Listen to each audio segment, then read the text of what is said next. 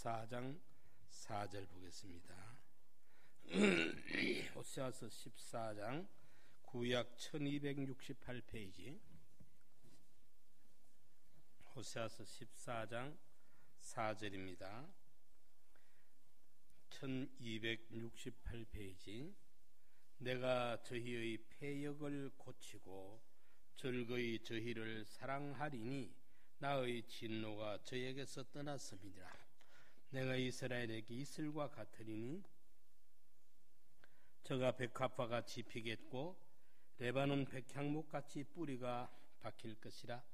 그 가지는 퍼지며 그 아름다움은 감람나무와 같고 그 향기는 레바논 백향목 같으리니 그 그늘 아래 거하는 자가 돌아올지라. 저희는 곡식같이 소성할 것이며 포도나무같이 꽃이 필 것이며 그 향기는 레바논의 포도주같이 되리라.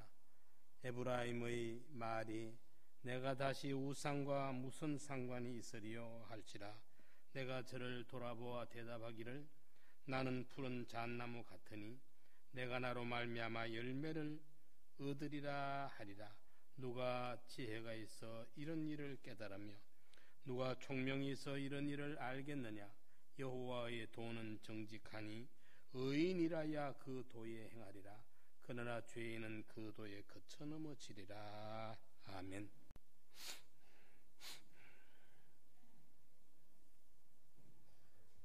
고치고 사랑하고, 호세아 14장 4절로 9절의 말씀을 봉독했습니다. 시골 동네에 작은 초가집이 한 채 있었고 마당 한쪽에는 닭장이 있었습니다.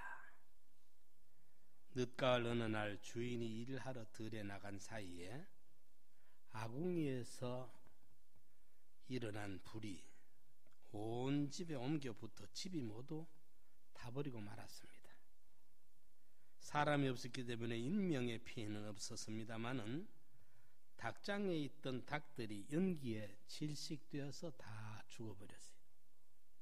그런데 놀라운 것은 어미닭이 품고 있던 병아리 가운데 몇 마리가 살아 있었던 것입니다. 물론 어미닭은 죽었지만은 어미닭이 품고 있던 병아리는 그 품속에서 질식사를 면하고 생명을 보존할 수 있었던 것입니다. 우리는 이런 이야기를 통해서 어미닭이 새끼 보호 본능을 생각하게 볼 수가 있습니다. 누가 시킨 것도 아니고 누가 가르친 것도 아닙니다. 그리고 누가 훈련시킨 것도 아닙니다. 그것은 어미닭이 지닌 새끼에 대한 보호 본능에 의한 것입니다. 그건 사람의 경우에는 더합니다.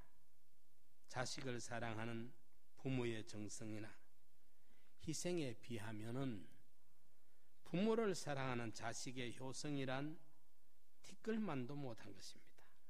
하지만 짐승이건 사람이건 보호하고 지키고 사랑을 베푼다는 것은 제한적이고 부분적인 것에 불과합니다. 그러나 하나님의 사랑은 영원하고 무제한적이며 끝도 다함도 없습니다. 우리는 그 사실을 본문 속에서 발견하게 됩니다. 오늘 여기 4절에 내가 저희의 패역을 고치고 절거의 저희를 사랑하리니, 고치고 사랑하고 라는 말로 하나님의 사랑을 간단하게 요약하게 됩니다. 본문 4절은 내가 저희의 패역을 고치고 절거의 저희를 사랑하리니 나의 진노가 저에게서 떠났음이니라고 기록하고 있습니다. 짐승은 새끼를 낳고 사람은 자식을 낳게 됩니다. 그러나 낳기는 했지만은 키우지 못하는 경우도 있습니다. 나무를 심기는 했지만 끝까지 키우지 못하는 경우도 많이 있습니다. 그러나 본문은 고치고 사랑하고라고 말합니다. 그것은 하나님의 사랑이 구체적으로 계속된다는 것입니다. 제가 이 강단에 좀 요즘 너무 삭막한데 이 갖다 놓은 그걸 우리가 좀 못해요. 보면 유지를 못해. 얼마 안 있다가 여기 이제 햇볕이 안 들어오는 실내라는 면도 있겠고, 어쨌든 그 나무의 성질을 몰라 놓으니까 우리가 못 키우고 얼마 있다가 또 죽고 그러면 참 아쉬워요. 안타깝고. 근데 우리 2층 입구에 보면 저거 벌써 몇 년째 돼요. 저 나무를 백석 총회장 하신 정영근 목사님, 그분이 그때 우리 무슨 교회 행사 있을 때 보낸 나무인데 저거 아마 4, 5년 되지 싶은데 아직 살아있어요. 저 나무는. 그 자리가 좋은지, 저 자리가 유리창에 햇빛이 들어오는지 몇 년째 계속 살아있는데 우리 앞에 나눈 거는 그만 다 죽여버려. 물론 앞에 난 같은 것은 2달 이상 가기 힘듭니다. 그렇지만은 갖다 놓기는 하는데 심기는 심는데 우리가 그걸 보관을 못해요. 그걸 잘 돌봐서 그 나무의 성질을 알아가지고 잘 돌봐줘야 되는데 그 돌봐주지 못하니까 갖다 놨다 그만 죽여버리거나 말아. 지난번 우리 박 권사님이 갖다 놓은 것도 그 아주 보기가 전 양쪽에 2개 갖다 놨는데 그만 그게 이상하게 암만 애를 써봐도 그만 그걸 우리가 뿌리가 썩어서 그만 죽고 말아. 예, 그래요. 심는 법도 알아야 되고 가꾸는 법도 알고 키우는 법도 알아야 되는데 우리는 나무에 대해서 우리가 지식이 좁으니까 이 사랑할 줄을 몰라요. 나무 중에 소나무가 이 정원수로는 제일로 꼽힙니다. 소나무가 제일 비쌉니다. 소나무가 제일 비싸고 제일 멋진 정원수인데 소나무는 그 옮겨 심기가 살리기가 아주 어렵습니다. 그런데 여러분 서울 시내 한복판에 보면 30년이 아니죠. 7, 80년 넘을 겁니다. 그 장성백이 이런 데 심어놓은 거 100년 넘을 거예요. 이런 소나무 이마에 잘라면 100여 년 넘게 자연 상태에서 자라던 나무를 그걸 뿌리를 끊어다가 갖다가 심어가 살리는 기술들이 보면은 아주 요즘은 대단해요. 요즘 그 기술은 소나무 살리기가 문제도 아니라 다 살려요. 보면 아마 외국 사람도 한국 와보면 신기할 거예요. 이 건물 한복판에 건축물 안에 보면 백수십 년 넘게, 그 백수십 년 넘어요. 저런 나무들. 이런 나무들이 이렇게 다 있는 거 보면 그 사람들은 갖다 심었는지 원래 있는지 모를 거라. 이제 소나무를 사랑할 줄 알기 때문에 가능해요. 옮겨 심을 줄 다 알고. 우리는 좀 좋다 싶어서 옮겨 심어놓고 갔다가 그만 좋다고 그걸 갖다 놨다가 다 죽여보고 말아. 그러니까 처음은 사랑한다고 시작했는데 그 나무한테는 아주 치명적인 고통을 주고 말라 죽이고 뿌리를 썩혀 죽이고 마는 거예요. 오늘 여기 본문에 하나님이 4절에 폐역한 우리를 고치고 절거이 우리를 사랑하겠다 하는 이것이 우리 주님의 약속입니다. 고치고 사랑하고, 이것은 하나님의 사랑이 구체적으로 계속된다는 말입니다. 예를 들겠습니다. 어떤 환자가 병원에 입원한 후 절차를 거쳐서 대수술을 받았다고 합시다. 수술이 끝나면 어쩝니까? 수술실에서 회복실로 옮깁니다. 회복실에는 24시간 그 간호사들이 지켜보면서 시간 모든 혈압과 맥박과 모든 걸 체크를 하면서 그 어느 정도까지 수준까지 회복되도록 그 회복실에서 회복을 시킵니다. 예. 그래가지고 이제 괜찮겠다 싶으면 일반 병실로 옮깁니다. 예, 그렇죠? 수술만 덜컥 해놓고 큰 대수술을 해놓고 그냥 갖다 놔보면 어찌 됩니까? 아물기 전에 그 사람이 살아남지를 못할 거라 그 말입니다. 그렇겠죠. 병실로 옮긴 다음에 이제 주사를 놓고 투약을 하고 싸매고 치료하기를 다 나을 때까지 계속해가지고 병원에 올 때는 아주 중병을 가지고 왔는데 나갈 때는 보면 이제 아무렇지도 않은 건강한 사람이 돼가 나갑니다. 이게 이제 병원이 하는 일이죠. 예.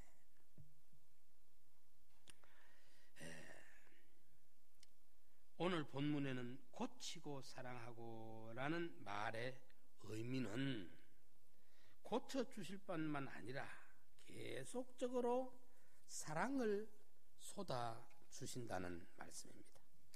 본문을 통해 우리 좀 더 자세하게 살펴봅시다. 첫째로 저희의 폐역을 고치고, 여기서 말하는 고친다는 것은 세 가지 의미를 갖습니다. 첫째는 영혼을 고쳐서 구원하신다는 말씀이고, 두 번째는 육체를 고쳐서 건강하게 해주신다는 말이고, 세 번째는 삶을 고쳐서 인격적이며 신앙적인 존재가 되게 해주시겠다는 말입니다. 육도, 영도, 우리 삶 전체를 고쳐서 영도 건강, 육도 건강, 우리 삶이 건강하도록 행복하도록 해주시겠다는 말씀입니다. 그런데 여기에 폐역을 고친다. 중요한 것은 폐역을 고쳐서, 폐역이란 하나님에게 대한 배신과 불신을 말해서 폐역이라 그럽니다. 그러니까 이스라엘이 영적으로 병들고 육체적으로 병들고 인격적으로 병들게 된 원인이 배신과 불신인데, 하나님께서는 그들의 그 폐역마저도 고쳐주시겠다는 약속입니다. 바로 여기에 하나님의 사랑의 극치가 있습니다. 그리고 인간의 감정과의 차이점이 있습니다. 호세아 1장으로부터 나타나고 있는 본 남편보다 간부가 낫다고 따라가던 사람, 야고보서에는 세상과 짝하는 것이 하나님 앞에 그 간부와 같은 거라고 말씀을 했어요. 그토록 하나님을 배신하고 배반하고 폐역을 밥 먹듯 물 마시듯 하는 이스라엘 백성들인데, 이제 호세아서 마지막에 와서 하나님이 폐역을 고치겠다, 배신과 불신의 이 죄악마저도 고쳐서 즐거이 사랑의 대상으로 삼아주겠다는 이 약속입니다. 영혼을 고치고 육체를 고치고 삶을 고치는 것은 전인격적인 구원, 즉 전인격적인 구원과 전인적인 구원과 치유를 의미하는 말입니다. 다시 말하면 어느 부분만 고치는 것이 아니라 인간 전체를 새롭게 고치신다는 것입니다. 한마디로 말해서 폐역이라는 아주 나쁜 버릇입니다. 그것을 고치는 것은 자기 자신이 아닙니다. 하나님께서 고쳐주시는 것입니다. 이것이 본문의 교훈입니다. 우리 안에 아주 악한 악성과 악습의 폐역의 배신의 불신의 이 버릇을, 그것마저도 하나님이 고쳐주시겠다. 두 번째로 즐거이 저희를 사랑하겠다. 여기에는 조건 없이 기쁘게 사랑한다는 뜻이 들어있습니다. 솔직하게 말하면 우리는 하나님을 기쁘시게 한 것이 없습니다.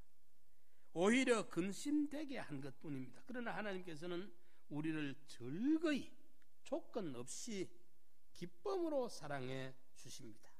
가장 위대한 사랑은 조건 없는 사랑입니다. 그리고 가장 위대한 사랑은 그 어떤 힘도 막을 수가 없습니다. 심지어는 죄도 하나님의 사랑은 못 막고 마귀도 하나님의 사랑을 막지는 못하는 것입니다. 그래서 사도 바울은 이렇게 고백합니다. 누가 우리를 그리스도의 사랑에서 끊으리요? 환난이나 곤고나 핍박이나 기근이나 적신이나 위험이나 칼이랴.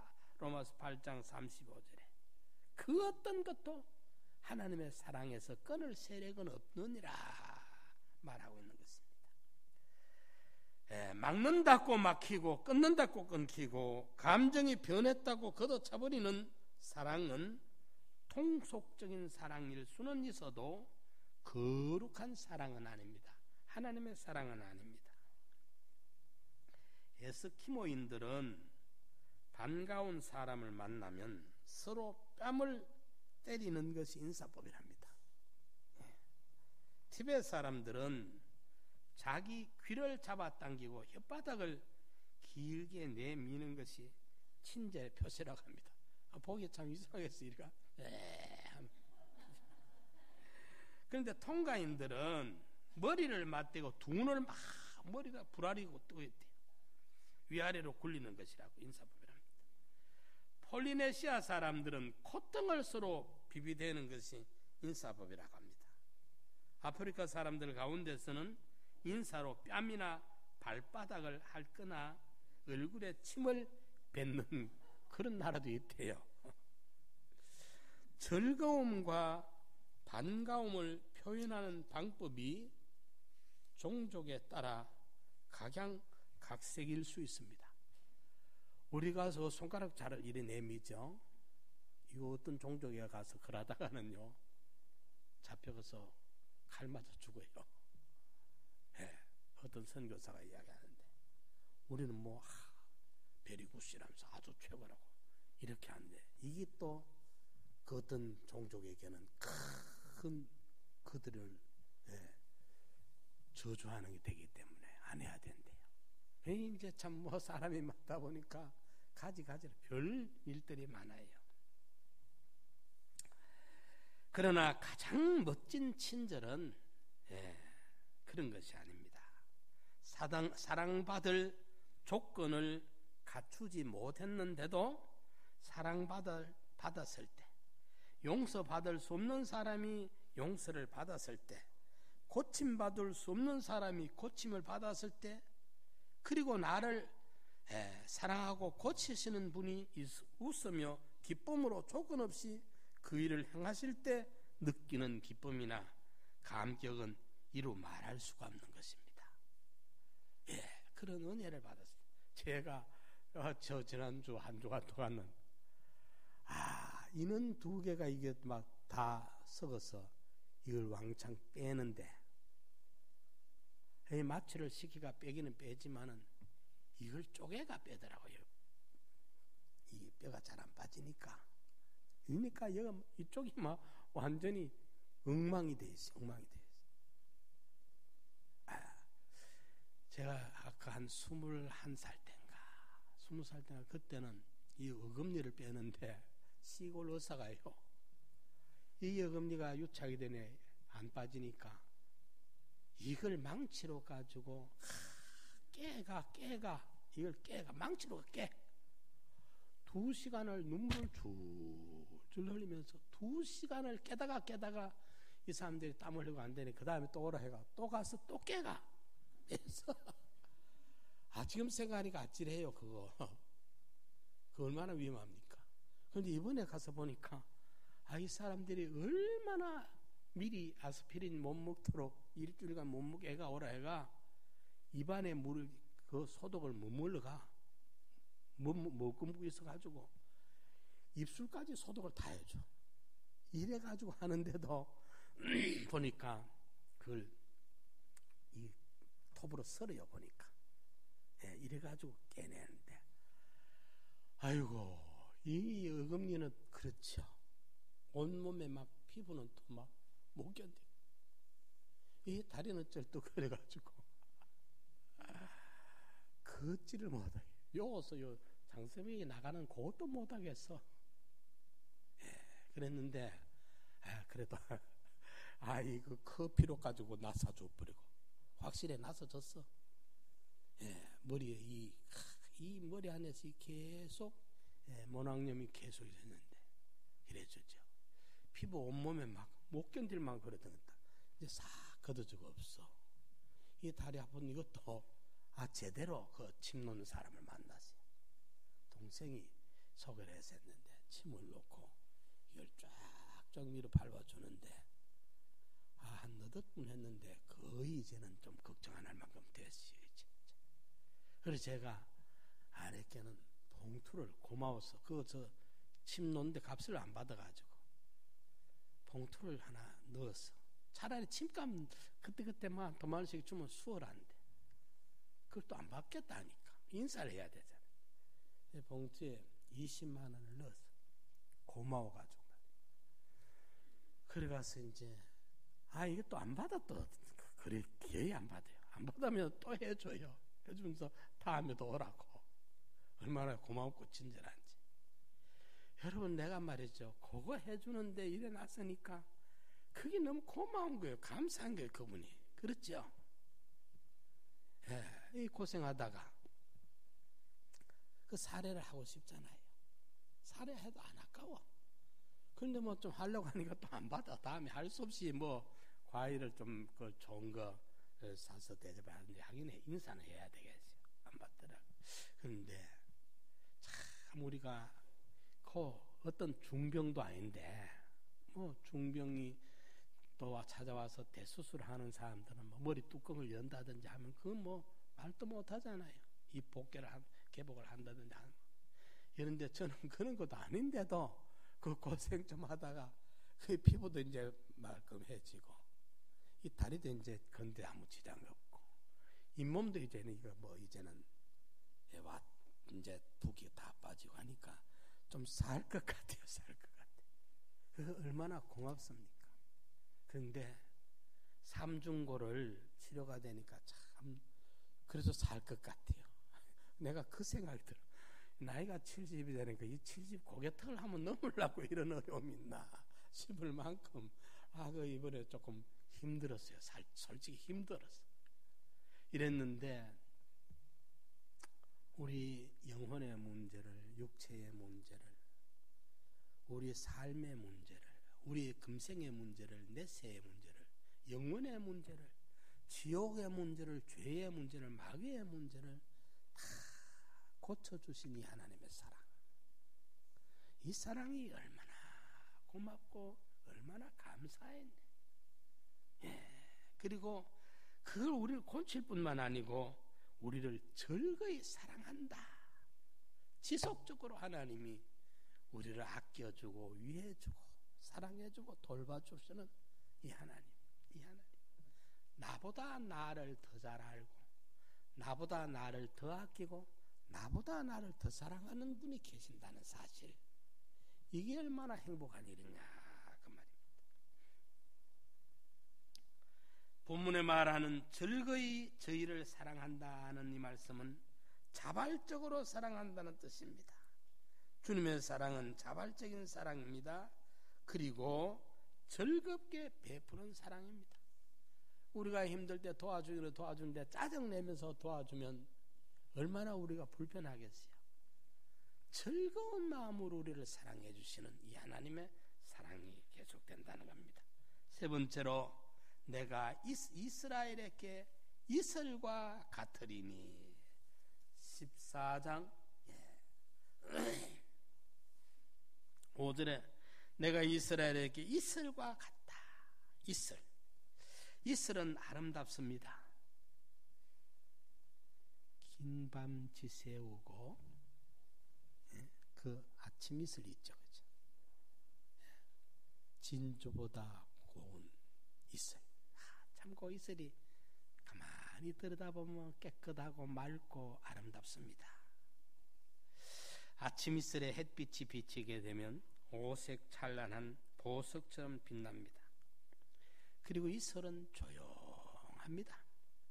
소나기도 시끄럽고 천둥 번개도 요란한데 이슬은 아무 소리 없이, 예?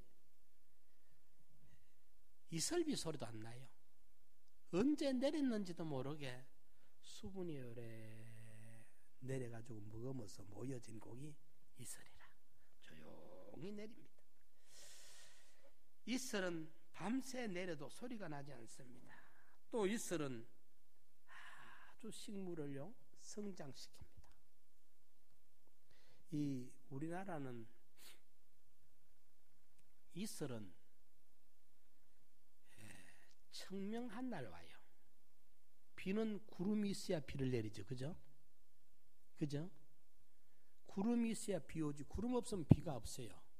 예, 그런데 이슬은 구름 낀 날, 안개 낀 날은 이슬 안 내립니다. 저 하늘과 이 땅 사이에 아무것도 막힘이 없을 때 이슬이 내립니다. 아주 청명한 날. 예. 그래서 그 여름 자결하는 태양빛 앞에서 그 흙먼지 덮어고 있던 식물들이요, 밤에 이슬이 내려가 샤워를 싹 해주면 그 잎사귀에 붙었던 흙먼지가 다 떼꾸중미 씻겨 내려가요. 그리고 그 이슬의 수분이 그 식물에게 푹 머금어주고 젖어주면은 그 식물한테는 보약이에요. 그 식물이 낮에 시들시들하게 떼약볕에 먼지 구성에 먼지 덮어쓰고 있다가 이슬로 샤워를 하고 이슬을 먹어보면 그게 식물에게는 보약이라. 그래서 식물이 아주 성장성숙되게 됩니다. 그 중동 지역에는 강우량이 적은 대신에 우리나라는 한 1600, 1700mm 1년에. 그런데 중동 저런 나라들은 한 600 내지 700mm밖에 안 와요. 강우량이. 그런데 거기는 더 떼약볕이 심하거든. 열사가 심하고 흙먼지가 얼마나 많습니까? 그 대신에 이슬이 많이 내려요. 이슬이 없으면 그거 감당을 못하는데, 예. 이슬이 내려와서 그 식물을 피곤함을 다 상쾌하게 해주고 식물의 떼꾸정물을 씻어주고 식물에게 수분을 충분히 머금도록 해주니까 아주 식물이 성숙을 하게 되는 것입니다. 골고루 침투해주는 그 이슬 때문에 식물은 성장합니다. 본문이 말하는 이슬은 하나님의 은혜와 축복을 말합니다. 하나님의 은혜와 축복이 세파에 시달려 찌들어 있는 시들시들해진 곤고한 우리 인생 사이에 하나님의 선하심과 인자하심의 은총이 축복이 우리에게 임할 때 우리 수고하고 무거운 짐은 다 내려놓고 쉼을 얻게 되는, 예, 목마름이 만족함을 얻게 되는, 가람을 다 해결할 수 있는 이런 하나님의 신령한 은혜를 여기에 이슬이라 이렇게 비유하고 있는 것입니다.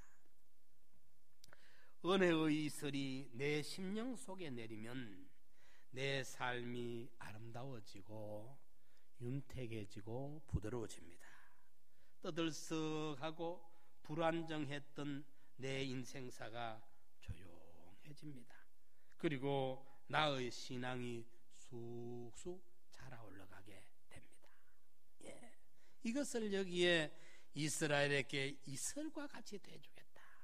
비유입니다. 이 비유. 식물에게 이슬이 얼마나 요긴하고 필요하고 소중한 거냐. 그것처럼 너희 인생에, 곤고한 너희 인생에 이슬과 같은 이 은혜를 베풀어 주겠다. 그 말씀입니다. 네 번째로 레바논의 백합목같이 뿌리가 박힐 것이니, 여기에 5절 중반에 레바논 백향목같이 뿌리가 박힐 것이라. 한대 지방의 나무에 비해 열대 지방의 나무는 키가 크고 줄기가 굵은 데 비해서 뿌리가 약합니다. 습기가 많고 큰 바람이 적기 때문에 뿌리가 깊이 박힐 필요가 없는 것입니다. 그래서 웬만한 바람에도 쉽게 넘어지는 나무들이 많다고 합니다. 본래 백향목은 줄기가 곧고 하늘을 향해 쭉쭉 뻗어나가는 나무입니다. 그리고 키가 큰 나무이기 때문에 뿌리가 약하면 쓰러지게 됩니다. 그러나 뿌리가 깊이 박히면 쓰러질 염려가 없습니다. 하나님께서는 백향목을 심으실 뿐만 아니라 그 나무가 하늘로 치솟게 키우십니다. 그리고 그 나무가 쓰러지지 않도록 뿌리를 깊이 박게 해 주십니다. 우리 인생 사이에 사업을 하다가도 그만 고목나무가 넘어지듯이 도산을 만나고 사업이 부도가 나고 넘어지는 수가 있습니다. 인생 사이에 하나님이 모든 분야에 뿌리를 깊이 박도를 해놓으면 어떤 세파가 풍파가 몰아쳐와도 흔들리지 않습니다. 여러분, 아카시아 나무하고 소나무가요, 요즘은 삼각산에 아닌가 모르는데 삼각산에 기도하러 가보면 여름 지나면 아카시아가 몇십 년 된 나무가 막 넘어져 있죠. 그죠? 30년 40년 그만이 걸라고 하면은 4, 50년 된 아카시아 나무들입니다. 이막부한 나무들이 그냥 넘어져 있어요. 넘어져 있는 거 보면 여러분들 알기, 아카시아 나무는 뿌리가 전부 옆으로 뻗어갑니다. 땅속에 깊이 들어가지 않습니다.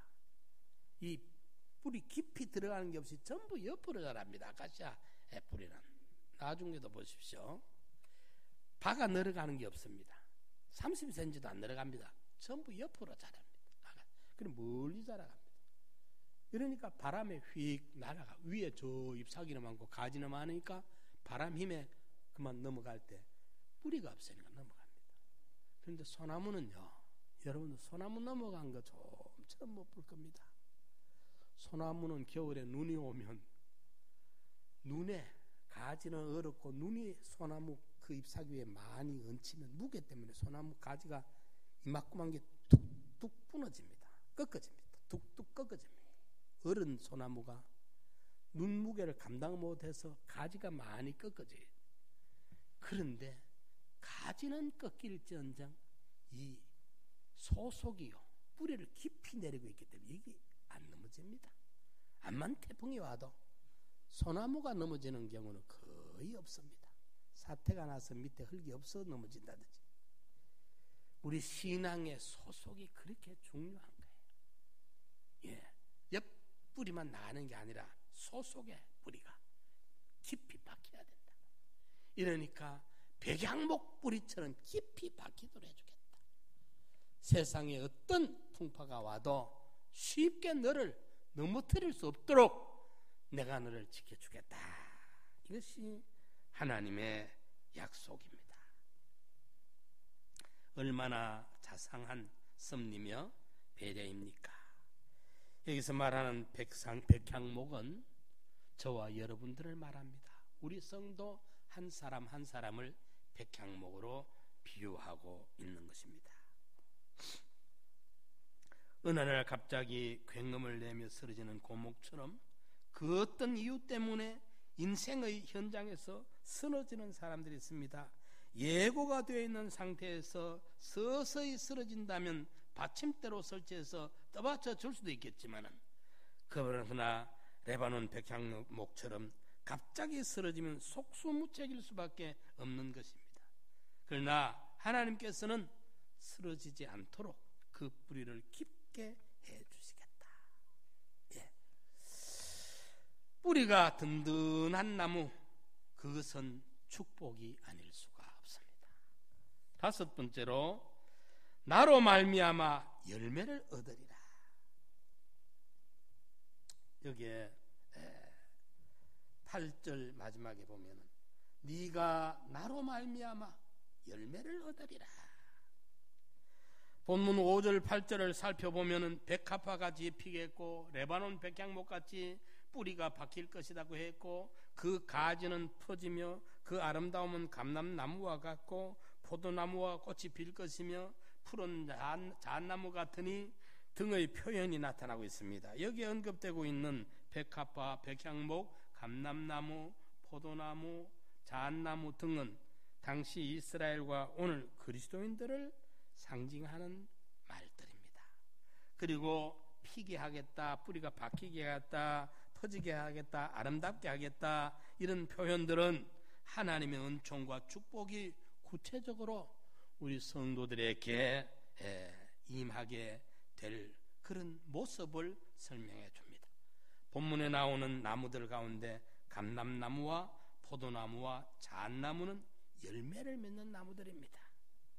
그런데 본문 8절 하반절에 그 나무들이 하나님 때문에 열매를 맺게 되고 그 열매를 따게 된다고 말해주고 있습니다. 나 때문에 너희들이 열매를 맺겠다. 하나님으로 말미암아, 하나님의 은혜로, 하나님의 축복으로, 하나님의 도우심으로 말미암아 열매 없는, 결과 없는 인생이 아닌 열매 맺는 인생, 이로 살게 해주겠다. 네가 나로 말미암아 열매를 얻으리라 말씀했습니다. 이 말씀의 뜻은, 결론은 하나님께 있다는 것입니다. 우리 인생의 행복은, 생명은, 가치는 하나님에게 있습니다. 그래서 시편 기자는 하나님을 가까이 함이 내게 복이라, 하나님을 가까이 함이 내게 복이라, 주를 멀리하는 것이 저주라, 그렇게 말씀을 하고 있습니다. 하나님은 저와 여러분들을 고치고 사랑하고 가꾸시고 꽃 피시게 하는 하나님입니다. 이스라엘 백성들이 말이죠, 호세아에게 있어 고멜처럼 그 본 남편을 배신하고 배반하고 간부 따라갔던 여인인데, 그럼에도 불구하고 다시 고가의 비용을 지불하고, 하나님께서는 우리가 고멜같이 배신하고 배반했던 패역한 무리들이었는데 고가의 지불을 한 거예요. 독생자를 내놓으신, 대속의 제물을 내놓으시고 우리를 사신 거예요. 이래서 다시 우리를, 엉망진창이 되어 있는 우리를 고치고 즐거이 우리를 사랑해 주셔가지고 우리에게 이슬같이 백향목 뿌리를 깊이 흔들림이 없이 받게 해주고, 결과적으로 하나님으로 말미암아 열매 없는 인생이 아닌 열매 맺는 인생으로 열매 맺게 해주겠다.